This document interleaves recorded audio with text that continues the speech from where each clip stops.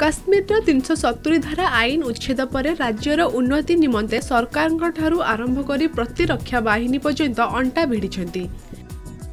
काश्मीर रे युवक और युवती मानकर प्रतिभा को प्रोत्साहित करने भारतीय सेना बहु कार्यक्रम आयोजित करुछंती। तेबे काश्मीर युवक मानक प्रतिभा को प्रोत्साहित करने बारमुला रे भारतीय सेनार चीन कर्पस द्वारा एक सांस्कृतिक कार्यक्रम आयोजित करा जायथिला। एही कार्यक्रम रे युव कलाकार मानकु समर्थन करने बॉलीवुड अभिनेत्री अमीषा पटेल मध्य जोग देथिले।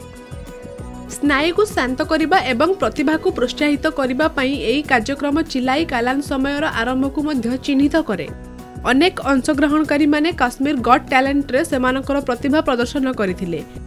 गीत और सांस्कृतिक नृत्य लोक संगीत एवं अनुकरण सहित स्थानीय लोकमानकु विस्मित करैथिले। आर्मी डॉग यूनिट रो K9 योद्धा माने सेमानकर आज्ञा एवं जगिबा शक्ति प्रदर्शन करथिले, जहा दर्शकों को आश्चर्य करथिला। Bureau report Konark news.